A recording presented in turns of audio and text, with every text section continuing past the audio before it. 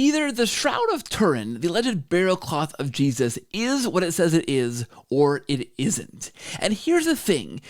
My guest this week heaps up mountains and mountains and mountains of evidence that scientists have found for decades, for centuries, that seem to lend credibility to this being the actual burial cloth of Jesus. Is that crazy? Because it kind of sounds like it is. But in this episode, we dig deeply into the evidence and find out that it's not. There's so much compelling evidence in favor of the shroud actually being this 2,000-year-old thing, and scant evidence otherwise. It's a fantastic episode. Skeptics, hold on tight. It's an amazing conversation. Hey friends, welcome back to the show. Thanks for watching. Thanks for listening. If you are watching on YouTube, hey, thank you. Welcome. Please subscribe to this channel, like this video, interact in the comments. There's tons to say on this topic, guys, so please do let us know what you think and have some interaction there in the comments. And thanks for watching. If you are listening on podcasts, on Apple Podcasts or on Spotify, leave some comments, leave your ratings, your reviews, follow the show, and do all those fun things, guys. And thank you for being here. I am joined this week for a fantastic conversation about one of my very favorite topics of all time, the Shroud of Turin. And I'm joined by an expert on the subject, Russ Breault. He's a lifelong researcher and lecturer on the Shroud of Turin, the author of the fantastic book, The Shroud Encounter, to explore the world's greatest unsolved mystery. We've solved it though, Russ, so we gotta fix that title. Maybe he's a recognized expert on the Shroud of Turin, in numerous documentaries on Discovery, CBS, EWTN, History Channel, and national TV shows, including Good Morning America, World News Tonight, and History's Greatest Mysteries. He has over 200 animated images that he tours around to on a big live event called the Shroud Encounter, and has been to numerous colleges, universities, and all over the place. I was looking through your website, Russ, to see where you've been, and it's honestly everywhere. I think where you haven't been probably should be a list, and that would be easier to go through. Russ, welcome to the show. Thanks for being here, and hello. Well, thank you very much, Keith. It's a pleasure to be here. Man, I am thrilled to have you, and I gotta say, for many, many reasons, but chief amongst those, very early on when I began doing this podcast, about almost 6 years now, I was making a list of topics to talk about, and of all things, the Shroud of Turin for me was on the top of that list. Now, this show is geared towards people who are looking into the Catholic faith, people who are looking at what the Catholic Church is doing, want to understand the Catholic Church from the heart of the Church, and understand mysteries like the Shroud of Turin from what's going on. And for me, the Shroud of Turin has always been a fascination. I love the kind of the paranormal, the weird aspects, and the weird bits of the Catholic faith. Things like, relics, things like the Shroud of Turin, things like saints who are incorruptible, and these kind of strange things that you often don't want to kind of trot out front and center to those in the wide world who are asking what those crazy Catholics are doing, because they're kind of weird. But this is one of those things that, it is, Russ, kind of weird, but there's just so much to it. And the more I dig into this, I was early on the show, I had Dr. Cheryl White, another Shroud researcher, on the show, and I couldn't believe, I love the Shroud. I've done my own research on the Shroud. I couldn't believe the heaps and heaps of research, and evidence, and weighty data that goes into explaining and really proving, solving the mystery of this crazy, weird thing, this wonderful, strange thing called the Shroud. So for me, this is one of those things that should just really compel people into looking deeper into this weird Catholic Christian faith, because what else can you do? There begins to heap up so much evidence that you really have to ask yourself, what's going on here? So I want to begin, Russ, I think, with the question, the big question, and our listeners, I think, would know what the Shroud is, but maybe they wouldn't quite know what the Shroud is. So I think we probably should start there by asking, really at a basic level, when we're talking about this mysterious, strange, wonderful thing called the Shroud of Turin, What are we talking about, Russ? Can we begin there? Well, let's start off with the word shroud itself, which simply means a burial cloth that has wrapped a corpse. And they've been using burial shrouds for thousands of years in multiple cultures. And of Turin, meaning Turin, Italy, where it's been kept for the past 400 plus years. It arrived there in 1578. And now this cloth is a long, narrow cloth, 14 feet long, but only 3.5 feet wide. And it bears the faint front and back image of a bearded, crucified man, about 5'10" in height. The cloth then it was therefore enveloped him lengthwise, and it's so you have this inexplicable image on the cloth of this man, and then you also have a whole pattern of blood stains that correlate with the wounds of crucifixion, but not just any crucifixion, specifically the crucifixion of Jesus, in the fact that we have a pattern of blood of wounds all around the head from an apparent crown of thorns. Well, not everybody received a crown of thorns as a routine of crucifixion. And then you have, nail wounds in the wrist, nail wounds in the feet. You have scourging, massive scourging all over the body. Why was Jesus scourged so badly? Well, because Pontius Pilate, the Roman governor of Judea, didn't think Jesus was guilty of a crime worthy of capital punishment. He didn't want to kill him. And so the first thing he did, he sent him to King Herod, and Herod sent him back. And then he tried to trade Barabbas, and that didn't work. And so finally he has him scourged to within an inch of his life, hoping that when this bloodied hulk of a man came walking back into the courtyard, okay, that's enough. You don't have to kill him. But that's not what happened, is it? So in spite of being brutally scourged, they still wanted him dead. And then consequently, the legs aren't broken. And what's that mean? Well, usually the scripture tells us that Jesus gave up his spirit around 3:00 in the afternoon. Well, around 4 in the afternoon, the soldiers came back by, and both of the thieves on either side of Jesus were both still alive. They would take a wooden mallet weighing about 15 pounds, shatter the bones under the knees, can't stand on broken legs, die from asphyxia, the inability to breathe, within about 10 minutes, and then most always thrown into a common grave.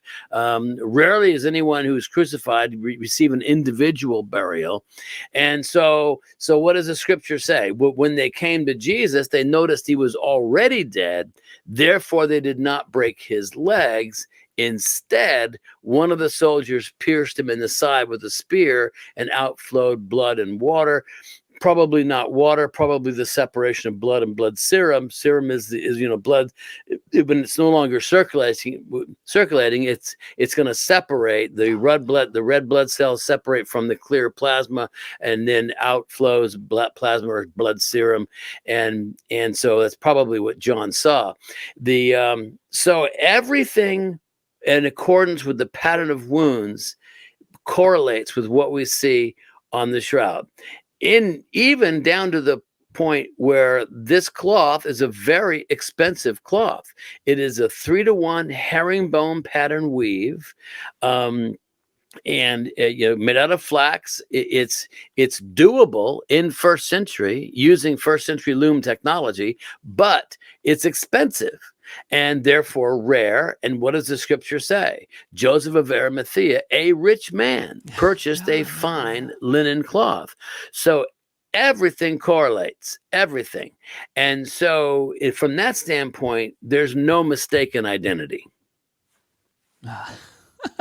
It seems, on the face of it, Russ, impossible to believe that something that comes from such a long time ago, say the death, crucifixion, resurrection of Jesus, matching so closely to the biblical evidence we have, blow by blow, quite literally matching, exists through to today. That seems just so crazy.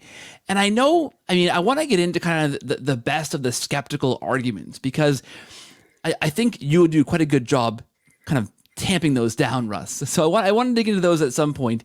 But just the idea that those things exist on the shroud, is it I mean, you can see those minute details to know that there's a crown of thorns, to know that the we can see evidence of the blood and the blood serum and these things kind of separating, of the legs not being broken, these kind of things. It seems to match up so well with this, with the account of the scriptures. Is there some wishful thinking in there though?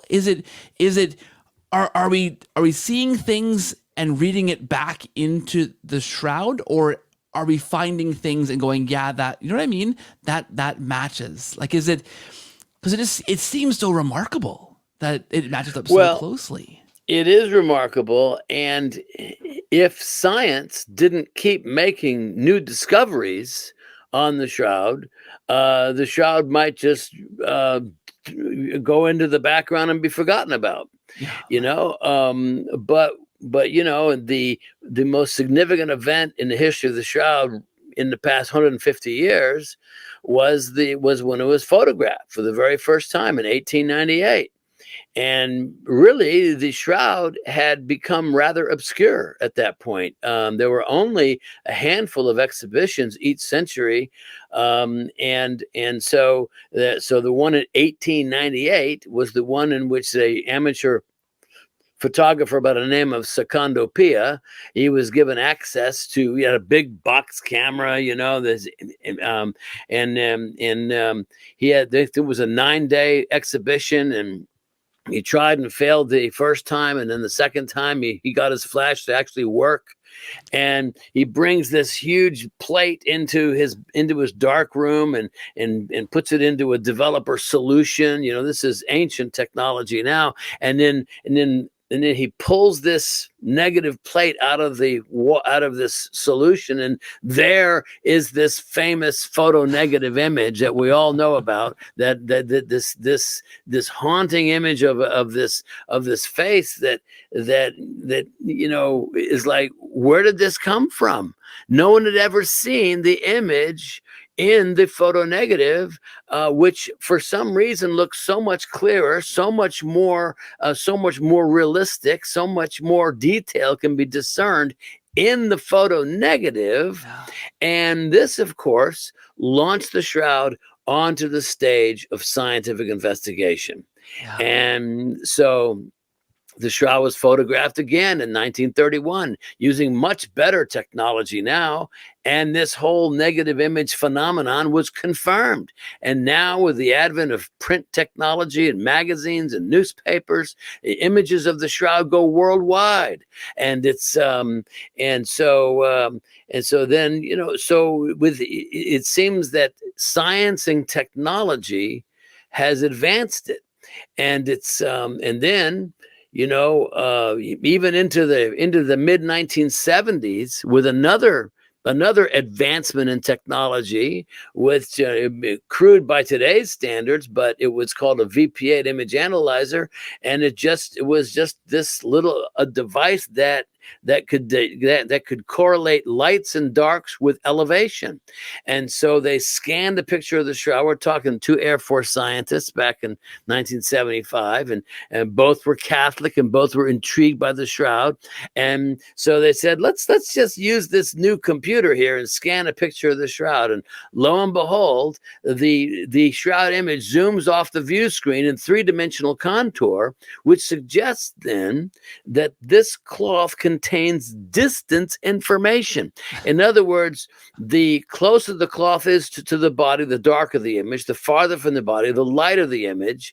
And so consequently, it's suggested then that this cloth must have draped a true 3-dimensional human form at the time in which this image was created. So once again, science keeps moving it forward, and it's in fact, it was the discovery of this distance or 3-dimensional type information was what prompted the whole Shroud of Turin research project to come together in the first place. You know, a team of 33 American scientists going to a foreign country to study a religious artifact. It doesn't happen. I mean, this is insane. And they have access to this cloth, unfettered access, for 120 hours around the clock, working in shifts 5 days.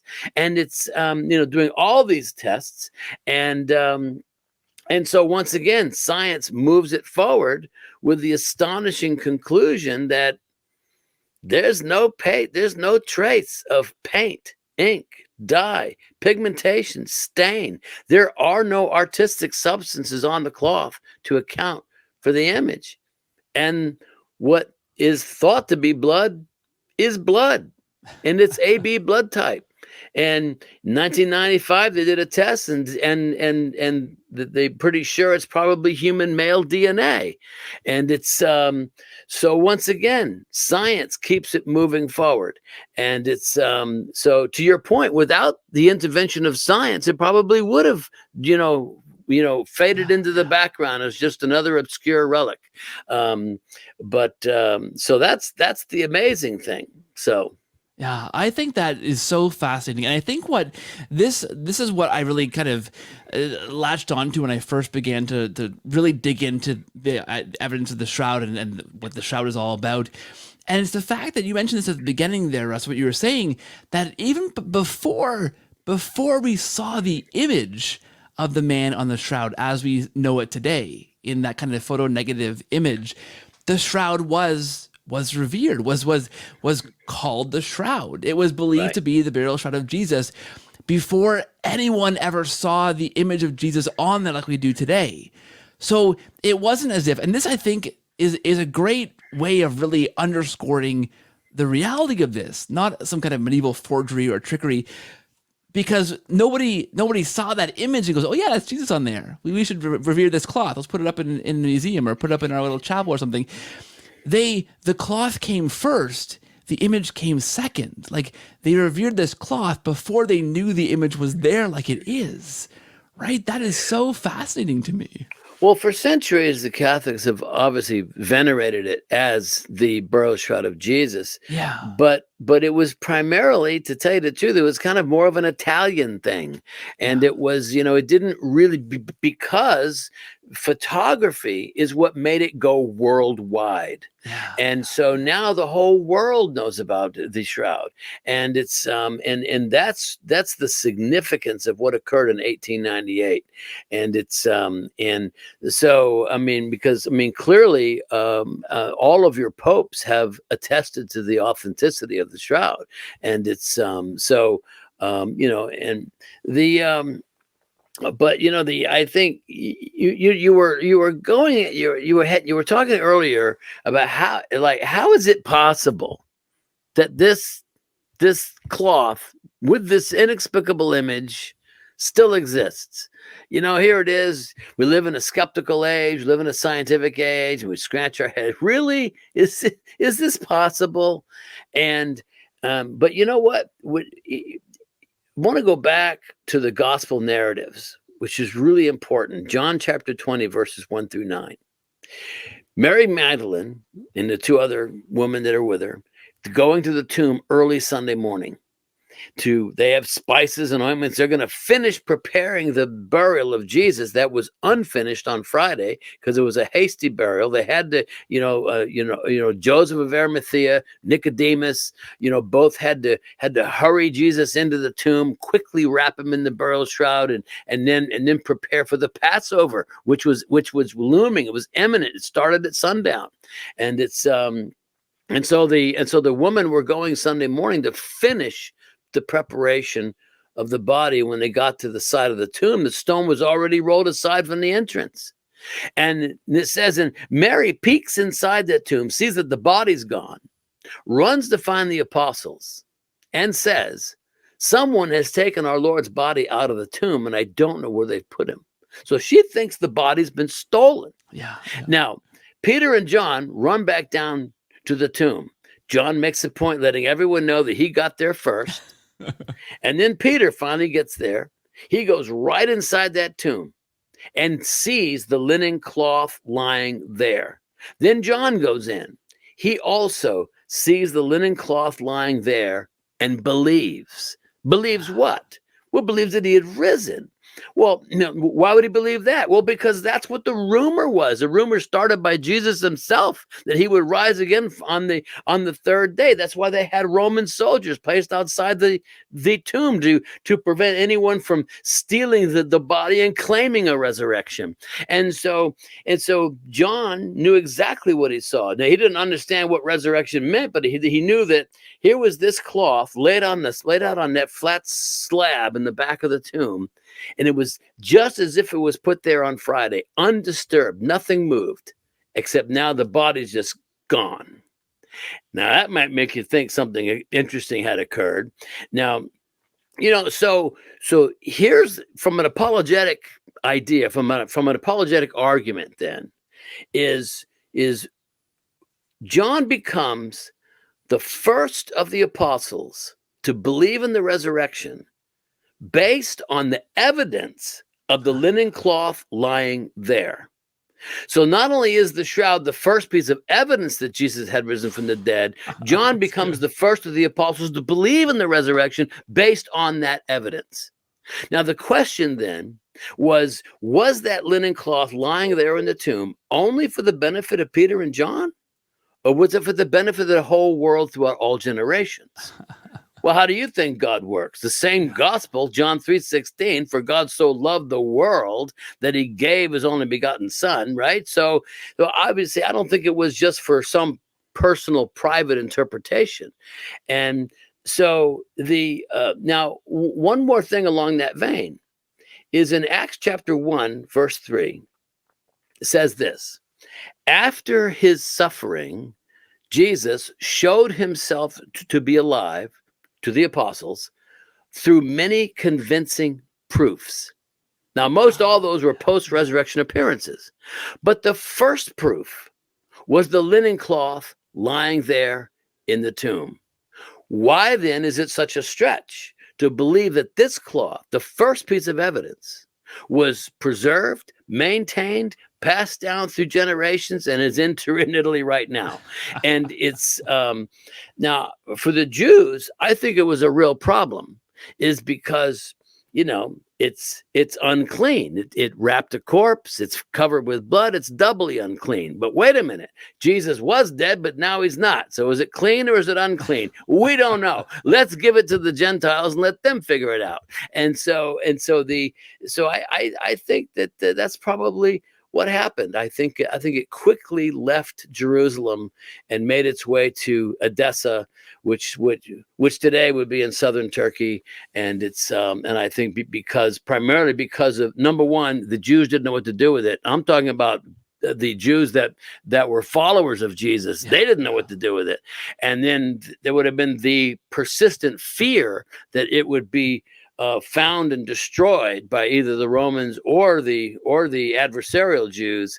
And so the best thing to do is get it out and to help keep it and preserve it. And so that's kind of an apologetic argument that I think is makes perfect sense to me. That's fascinating, and that's a fascinating narrative you unfold there, Russ. That the shroud was kind of the first piece, the first tool that convinced the first apostle of the resurrection. That's amazing, and you're right. And I think that this idea that science just keeps forwarding the cause of the shroud, like piece after piece of evidence that comes, and we can talk about bumps along the road because there's some evidence that seemed to at one point disprove the shroud, and that's been quickly disproven. But it's that false step aside, every piece of evidence just seems to reveal more of the truth of the shroud, and it's as if God kind of planned this, right? And planted this piece of evidence. Not only convinced, like you say, the first apostles and those in Acts who are seeing these convincing proof that Jesus did, but us in this age of scientism, right? When science seems to be able to prove everything. Well, here's this great big question mark that scientists can't disprove. They just keep finding more and more evidence to prove the veracity of it. And that creates this great big question mark. Well, okay, if this shroud keeps pointing back to proving the gospel narratives, proving the resurrection, proving there was a Jesus, what do we make of that? It's such an interesting evangelical tool for this age of scientism, right? For an age in which we communicate more with images than we do with words. Yeah. And it speaks to every generation in its own way, but it certainly has a special place for this generation. Yeah. A generation that has largely become unchurched and has become enamored with the belief that science is going to find is going to cure all of our ills. And it's, but there's only one problem with that, and that is science is never going to solve the issue of sin and death. And that's what Jesus accomplished for us on the cross. And so, personally, I'm not interested in living till I'm 100 years old. I'd rather, live my 70 or 80 years and then move on to the kingdom how I'm supposed to go. And I don't want longevity here in this body. I'm not interested in that. Science, there's a sometimes if I'm at a college or university, I have an approach that basically asks kind of a question that says, can science and faith ever meet? Yeah, they did for 5 days in October in 1978. When you had 33 American scientists gathered around this astonishing piece of linen and come away saying, we can't figure this out. Yeah. And so it continues to mystify. And, it seems fitting though, doesn't it? That all the great things of God are all mysteries. I mean, anyone like to take a shot at explaining how you feed a 5,000 people with a boy's lunch? How do you calm a storm with a simple command? These are, how do you raise someone from the dead after 4 days? Lazarus. I mean, no one knows. They're all we call them miracles, but they're all mysteries. And now, what if? Forget the Shroud of Turin for a minute. What if we found in Jerusalem, in a cache of newly found artifacts, this cloth, a cloth that was purported to be the burial shroud that wrapped Jesus at the point in which time and eternity met, that very split second when Jesus converted to a volume of light and then vanished? What would we expect to find on that cloth? Would we expect it to be a mystery? Yeah, it would be a mystery, just like all the deep things of God are all mysteries.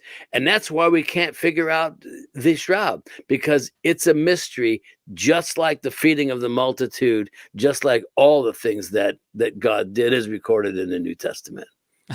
That's fantastic. I love that. Let's dig into some of the evidence, some of the stuff that on the shroud. Obviously, there's the image, there's blood, there's patterns of blood, and there's things that we can pin down to the gospel narrative. You mentioned the crown of thorns. You mentioned where the injuries are. There's also, you mentioned the weave of the cloth, which is interesting. There's lots of evidence, and I feel like more and more piling up day by day that proves this was like a first century artifact, despite all logic and possibility. It really does come from the first century, from the where we say it comes from. So what else is there evidence wise that lends to that theory, that idea? Well, let's back up to the cloth itself, which you mentioned. Joseph of Arimathea, who purchased the linen shroud, he also owned the tomb in which Jesus was placed. A rich man. The scripture makes a point of letting us all know that he was a rich man. He had plenty of money. And it says, but he was a secret follower of Jesus. And he took some great risk by going to Pontius Pilate to ask for his body to be buried in his own tomb. He kind of identified himself as being one of the followers. And it's but as a member of the Sanhedrin, it was like being in the Senate or something, he had access to the temple. He had access to the temple store. So when he purchased a linen shroud to wrap Jesus, who he certainly knew to be a prophet and probably even knew that he was the Messiah also. He purchased a cloth made of fine twisted linen. Now, fine twisted linen is all through the scripture as representing the holiness of God or the righteousness of the saints. When the Jewish high priest goes into the temple on Yom Kippur, the Day of Atonement, one time out of the year, to sprinkle the blood of the bull and the goat onto the mercy seat, right? He takes off his street clothes and puts on clothes made of fine twisted linen. And so, isn't it fitting then that Joseph of Arimathea purchased a cloth made of fine twisted linen, suitable for a high priest about to enter the Holy of Holies? And from the book of Hebrews that Jesus is our high priest who has entered into the holies and ever makes intercession for us as a high priest. And so seems to be perfect. And it's there's so many other, nuances when you look at the blood. Here's another interesting thing that's really, really important, is that this image is exceedingly superficial. It penetrates the cloth only 1 to 2 microfibers, not threads, microfibers. Wow. In other words, each individual thread is made up of about 200 microfibers. So that means this image rests on about 1% of a single thread, wherever the image is.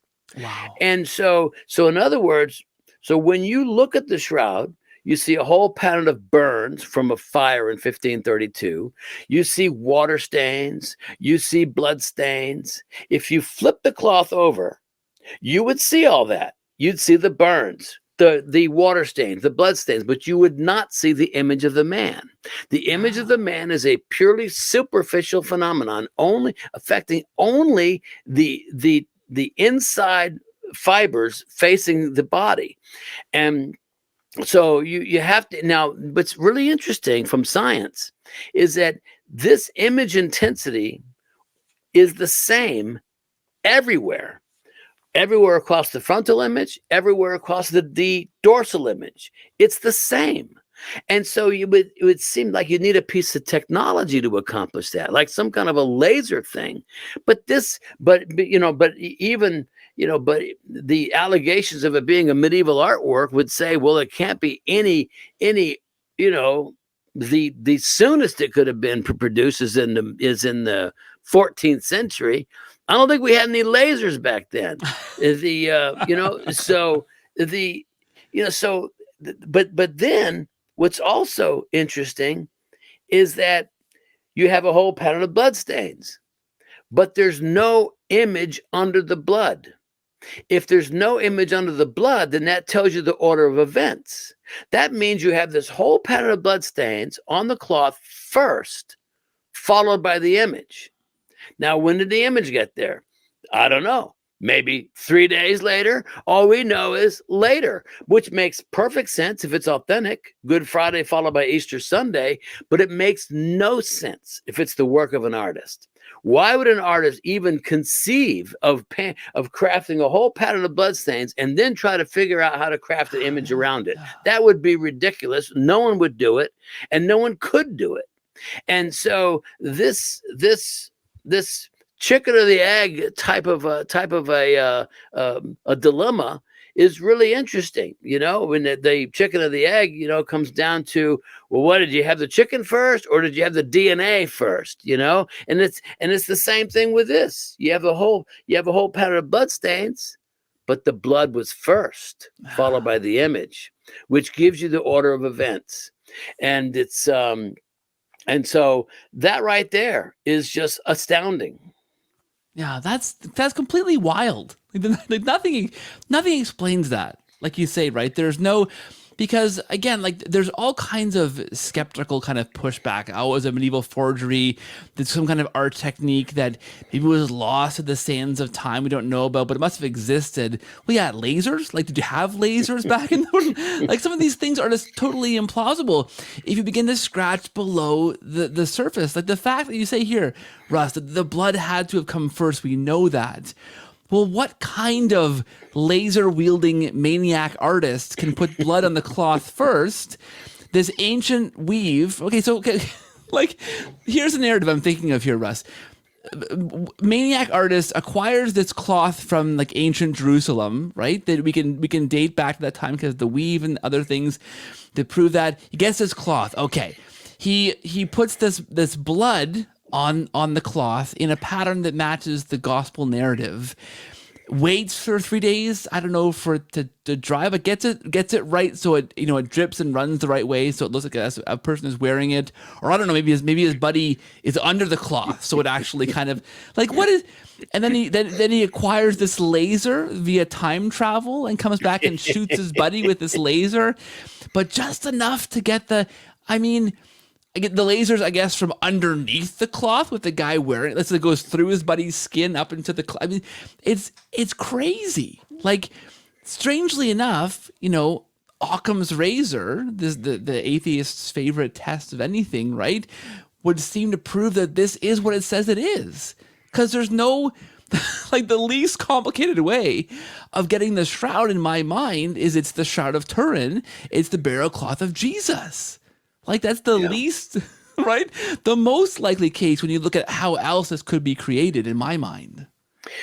Well, and it does speak to this either or proposition with the shroud, and that it either is the authentic burial shroud of Jesus or it's not. And if it's not, well, then what is it? If it's not authentic, it must be the work of human effort. Somehow, some way, either by some incredible artist who was trying to create the most exquisite piece of inspirational iconography imaginable, or it was this astonishing fraud, the hoax of the century. And it's but even in that situation, you still got to have paint, ink, dye, pigmentation, stain. You got to have something to produce. And there's no discernible process by which this alleged artist used. And so this is the problem with the naysayers who say, that thing's been proven to be medieval. Oh yeah, well, okay. Well, then what you're saying then is that it's the work of an artist. Well, there's no one identified. With the advent of carbon dating, which I guess we should probably talk about next, it was, they said it had a date range of, 1260 to 1390. So we must be looking for a 14th century artist. But there's nobody in the 14th century. We've looked at all the artists and we've looked at their work. It's all on the internet, and you can and you can see it, and nothing compares with the shroud. Nothing. And it's and so, again, to allege it's the work of a 14th century artist just doesn't work. And it's but let's speak to dating for a minute. Is because the shroud in 1988 was carbon dated by 3 different carbon dating labs. They were given they were supposed to cut 3 different samples from 3 different locations on the cloth. They didn't do that. They cut 1 sample from the outside corner edge, exactly where it had been held and handled hundreds of times over the centuries, literally over 275 times. It was hand held by people holding it right at that corner, standing on platforms in the open air, built in because prior to it being it was encased, if you will, inside the Cathedral of St. John the Baptist. But that wasn't until 1697. All the exhibitions prior to that were outside on raised platforms in like the royal courtyard, and you would have people hand holding this cloth for people to come and see and venerate, and they would have up to 60,000 people crowd into the courtyard on May 4th, which was the official feast day of the Holy Shroud. And so they took the one sample from that outside corner edge and cut that one sample into 3 sections. Well, even a 5th grader knows that cutting one sample into 3 pieces is not the same as cutting 3 different samples. And so now we have the most significant carbon dating event of the 20th century now hangs on one sample from the most potentially contaminated area of the entire cloth. And it's like, what could go wrong?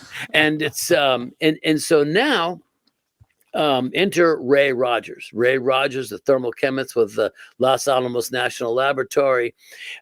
He's looking at some spectrographic data from that corner, and it suggests then that that corner that was cut for carbon dating is not chemically consistent with the rest of the shroud. So he obtains a thread sample. Now, when they cut the sample, they cut 3 sections, sent those off to the labs, and they held back a larger sample called the reserve sample. Well, he obtained a thread from the middle of the reserve sample and compared it with a thread from the main body of the shroud, and lo and behold, they're not the same.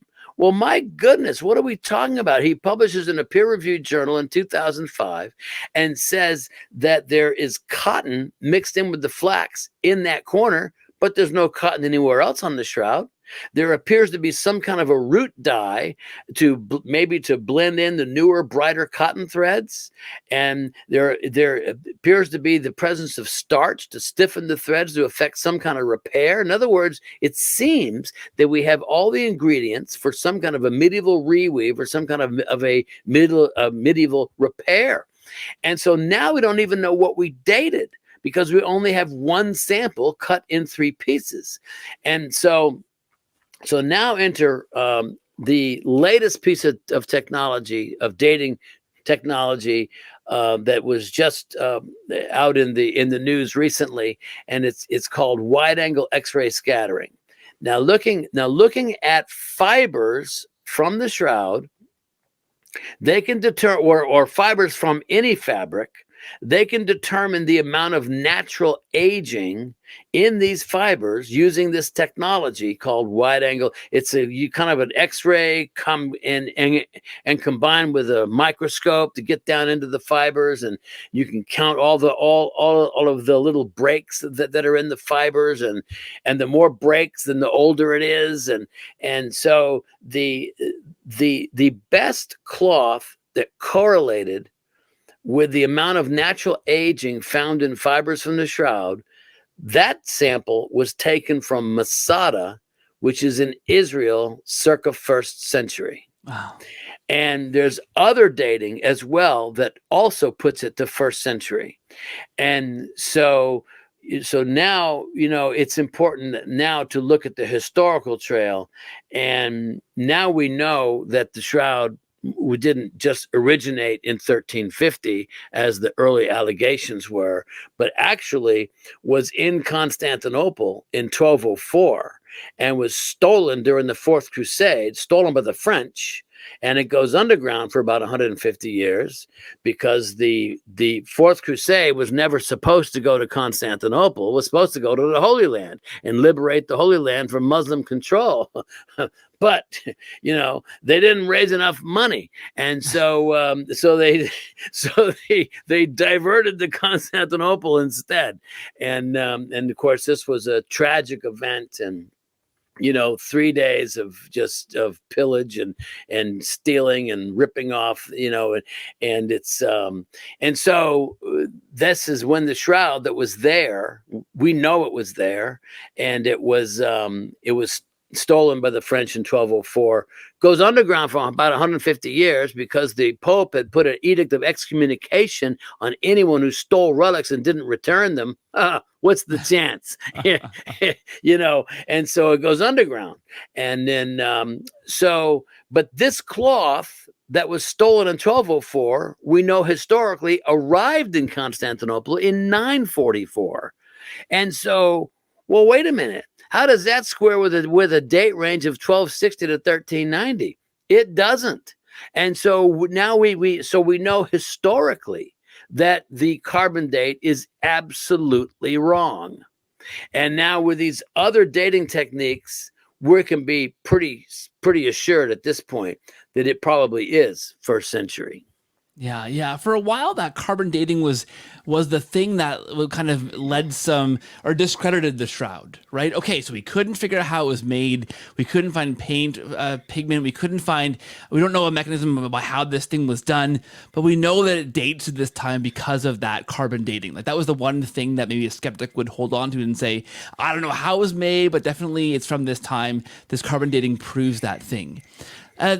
Right, as you say, well, what it looks like is that carbon-dated piece that was dated came from a repaired section of the shroud, right? We know that it was in a fire. We know that there was water damage. We know that it was displayed, like you said, countless times, right? We can count these times, actually, in some cases, right? We know that it was displayed, that corner was handled.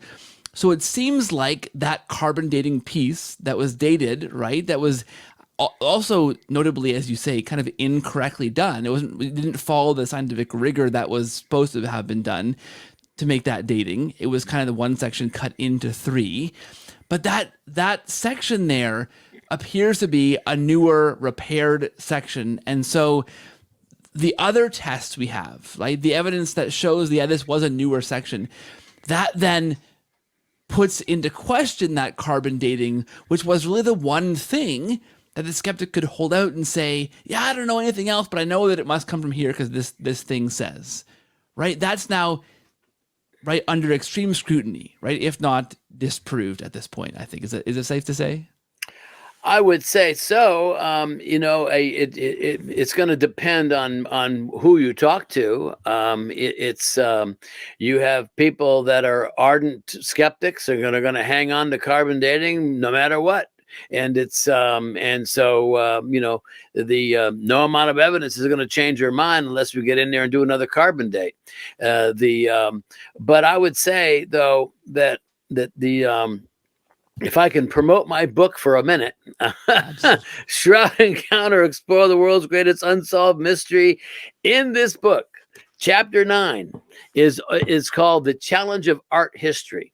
So if it is 14th century, who's the artist?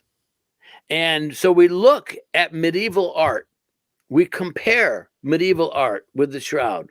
We look at other artists that are from that 14th century. We look at their work and we see that there's nobody who had the artistic capability, much less even the medical knowledge to show what is evident on the shroud. And it's even little things like with the nail in the wrist instead of the palm of the hand, because now we know medically that a nail in the palm of the hand will eventually rip through the fleshy part in between the fingers, and the body won't be up on the cross more than a couple hours. And so the nail had to be in the wrist, and on the shroud we see it in the wrist. And also what happens when the nail goes through the wrist, it partially cuts nerves and tendons, and no doubt excruciating. But at either point on the shroud where thumbs could be visible, there are no thumbs visible because the thumbs are jerked into the center of the palm, and as a result of the nail going through the wrist, and which is also what we see on the shroud. So you have some of this anatomical stuff that really wasn't even known until the 20th century,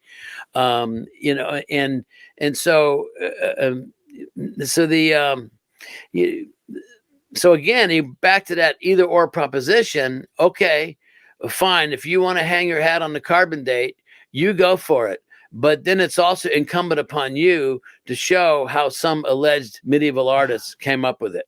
Yeah. And because right now that seems to be an untenable hypothesis. Yeah, absolutely. I had the wonderful Dr. Gilbert Lavoie on the show a while back, who's a medical doctor, who said, look, he's analyzed this as a medical doctor, a medical examiner, the expertise in like post-mortem analysis of bodies, of actual people.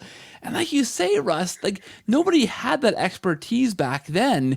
If it dates from, say, the 14th century or something, there was nobody who understood this kind of anatomy at that level that could then recreate this again in a technique we can't figure out or have lost to the sands of time, right? Put that blood there first, put the image there next, but just on the very faint, like the very edges of the fibers, right?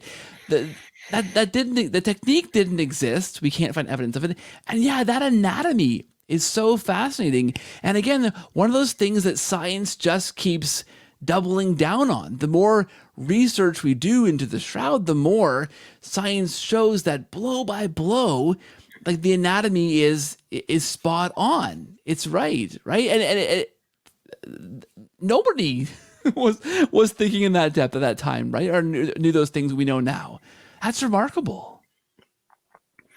It truly is, and it's and we seem to learn more and more, every year, and it's of course we'd love to be able to do more, get access to the cloth again, to do more advanced science than what we were able to do back in '78, but I don't know that we'll ever do anything more like that. I have a feeling that the church is pretty satisfied with the body of science that has been amassed thus far. And I think they're more interested in maintaining it as an object of veneration and devotion as opposed to scientific scrutiny. And it's and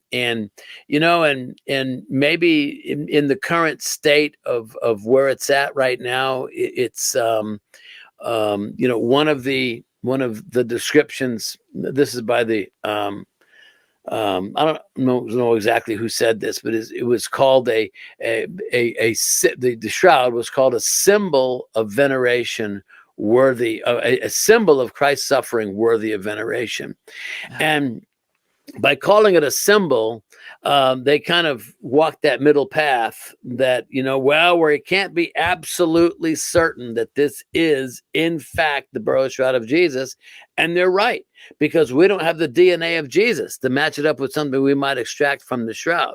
So you could never be absolutely certain that this is the burial shroud of Jesus.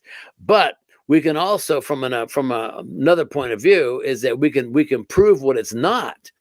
And then you can decide what it is. And it's, but I understand the need to be careful and just say, how do you walk this kind of middle path? And I have no problem with it being called a symbol of Christ's suffering worthy of veneration. So ultimately, the church puts it back on you as to decide what this cloth means to you. And, it certainly affirms the faith. There's nothing about the shroud that takes away from the faith.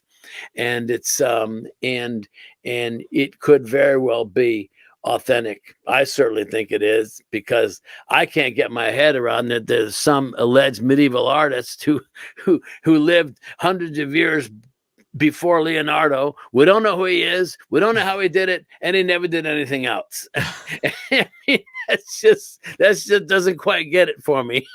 Yeah. Because I can think, Russ, of another compelling narrative of an event that happened one time, hasn't happened again, that would imprint something like that on a cloth, that would explain all the data points, the blood, the forensics, all these things, and that's the resurrection. That's the crucifixion, resurrection, right? Really happened. Again, I go back to the idea that, like, that seems to be the most reasonable explanation for even the most ardent skeptic. Looking at all the evidence on balance, the simplest explanation is that a resurrection really happened, right? That would leave the imprint, that would explain the blood being there first, that would explain the idea that this cloth comes from the first century, the different evidence that points back to that. I think that is the burial cloth of Jesus at this point. I think I that's would certainly agree with you. You know, I go around the North America, been in Canada several times, and I do these presentations, and they're called Shroud Encounter. And it's you know, they work through 200 images on the big screen, and it's but the subtitle to my book is Explore the World's Greatest Unsolved Mystery. Yeah. Now, why would I say no? The world's full of mysteries. You got the pyramids, you got Stonehenge, Easter Island, the Bermuda Triangle. I mean, you got all kinds of mysteries. Why do I say that this is the world's greatest unsolved mystery? And it relates to the fact that this is the greatest story ever told. What if God the Father, the creator of this vast universe and the author of life itself, what if he really did send his only son down to this planet to become one of us, a human being, and to participate in our humanity from birth to death, and to live that perfect life, but then to endure just the horrific suffering of the cross and become what John the Baptist called him, the Lamb of God who takes away the sins of the world, right? And what if he really did go into the grave and suffer death itself and then rise again from the dead on the third day, defeating the power of death, and then offers eternity for all who believe?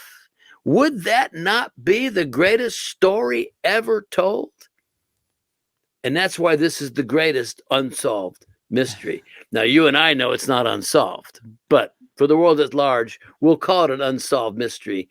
But you know, I mean, that's why the shroud is so important, and that's why I'm gonna tell you one last thing about what the shroud is. This is important. Is that there are 4 words that are commonly used to describe what the shroud is. It's called a relic. It's called an artifact. It's called a mystery. It's called a symbol. Those words are fine, but they really don't tell you very much. So I got to thinking there has to be another idea, another concept. So I searched the scriptures for all the words that Jesus was, all the words that are used to describe what Jesus accomplished for us on the cross. And there are 4 of them. We as believers, I'm very ecumenical in my faith, so I don't care if anyone's Catholic, Orthodox, Baptist. You know, the main event is Jesus, and so if you come to, so there are 4 words that are used to describe what Jesus accomplished for us on the cross. We as believers have been bought, purchased, redeemed, ransomed. What are those words? Those are all words of transaction. A transaction has occurred. A payment has been made on our behalf. I got to thinking, when you go to a store and you purchase anything, you're making a transaction. And when you give the money to the cashier, what does he or she always give you in return? A receipt. What, right? What is a receipt? It's a record of the transaction. What's on the receipt? The price you paid. So when Peter and John ran to the tomb and saw the linen cloth lying there, what did they see? They saw the record of the transaction. They saw the receipt. When they opened it up, what did they see? They saw the price that was paid. The crown of thorns, scourging all over the body, wound in the side, nails in the wrist and the feet, abrasions on the nose and on the knees. I mean, everything that was paid to purchase our salvation is on the receipt. In fact, it's an itemized receipt documenting everything that was paid. So what does it mean? It means this, that we belong to Christ. We have a receipt stamped in blood that says paid in full. Now, do you realize that the very last word Jesus uttered on the cross is a Greek word? That word is tetelestai. Now, it's usually translated as it is finished, but it can also be translated as paid in full. Same exact word. And so that's why the word gospel means good news. There can't be any better news than to know that your debt of sin, my debt of sin, no matter how big or little it may be, has been completely paid for at the cross. And by faith, there's nothing that keeps you out of heaven. That, my friend, is astonishing news. And that's why I think the shroud is kind of re-emerging in this 21st century, at a time in which people have forgotten this good news. And maybe the shroud is going to bring some people back to the faith. I certainly hope so. Russ, that's incredible. If I could stand here and clap, I would, because that's beautiful. So well said. I love that. And if someone says, "Hey, what the heck is this shroud?" Hey, it's the receipt. Here's what was paid for. Here's why you got the receipt. Here's what it means. I think that's amazing. That's fantastic. And you can back into it another way. Look at the 4 words: bought, purchased, redeemed, ransomed. All words of transaction. Yeah. Clearly a transaction has occurred. There must be a record of the transaction. So then what is it and where is it? There's only one candidate, and that's the Turin shroud. That's amazing. Russ, this has been an absolute pleasure talking to you. What a thrill. I hope listeners, viewers will have enjoyed this as much as I've enjoyed this. This is an amazing topic, and there's just so much in here for today, from way back when, right down through today. It's amazing. I'm going to put links in the show notes to all of your stuff, Russ, but I'll ask you too, where you want to point listeners and viewers towards to go to find your book, to find your stuff, to read more, to learn more. They're going to want to. So where can they go, Russ? I'll put these links in the show notes. Go to shroudencounter.com. It's the name of the book. It's the name of my presentation, and it's my website as well. It's Facebook /Shroud Encounter, Instagram Shroud Encounter, YouTube Shroud Encounter, and so go to shroudencounter.com, and it's you'll find all the information there about the book. You can also order the book on Amazon or Barnes and Noble, and it's it's got about 75 images in it. It's only about 256 pages. It's not going to take you a month to read, but it is very comprehensive. And so I hope you take an opportunity to pick it up. I don't know what it costs in Canada. I know in the US on Amazon it's like $18.95 or something. That's great. I want to hang up this phone call and then call my pastor to get you to come to our parish as soon as I can too, Russ, because you do great work, and it's amazing. I want to say thank you for being here, Russ. Thanks for your work. God bless you and the work you're doing for the church with the shroud. It's awesome. And thanks so much for being here today. This has been amazing. Thank you, Keith.